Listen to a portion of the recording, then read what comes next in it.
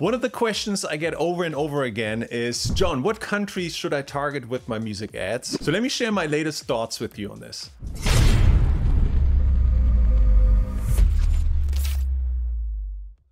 Hey, it's John here at Hyped, and in this video I want to talk about country targeting. Imagine you're ready to launch your ad campaign, you want more listeners, more fans, more streams on Spotify, but what countries to target with your ads? I did a video on this topic over a year ago, but lots has changed since. So I decided to share with you what I'm doing with all my campaigns right now when it comes to country targeting. But before we jump in, don't forget to hit the subscribe and the like button below and the bell icon so that you can get more videos like this on YouTube that help you grow a bigger audience and a bigger fan base for your music.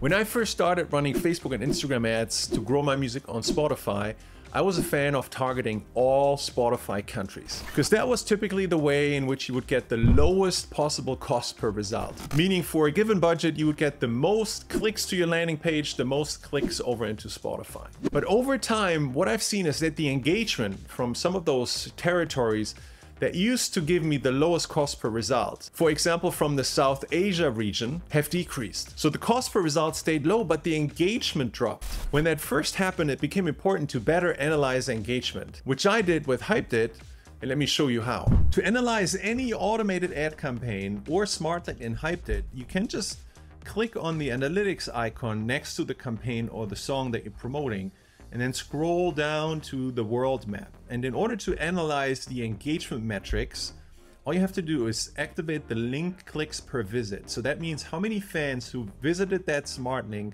clicked over into Spotify. That's a measure of engagement. And then you can see here which ones are the countries where you're getting the most engaged fan traffic into Spotify. And this still works, okay, if you manually manage your ads. But my position on this has shifted for two reasons. First of all, I wanted to save the time that it takes me to launch and manage my campaigns manually.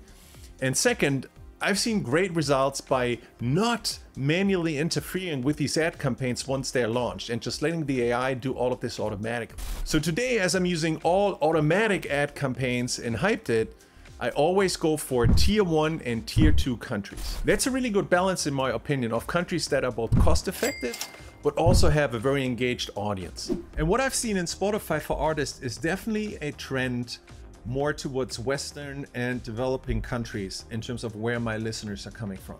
And at the same time, my listeners have gone up from sort of in the mid 20,000s earlier this year to now just under 40,000 monthly listeners. Is it just because of the countries? I'm sure it isn't. I've also released new music and I've had some ad automation campaigns that have performed really well. But I feel like it's safe to say that this simple strategy of only launching new campaigns to tier 1 and tier 2 countries also hasn't held me back. And in Hyped, it's literally as easy as going to any of the campaign templates that you want to launch, and from the country menu, make sure you're selecting tier 1 and tier 2 countries from the drop-down menu. So it takes you about 10 seconds to select your geographic targeting. And then you're done and ready to move on. So there you have it, tier 1 and tier 2 countries. That's where it's at for me.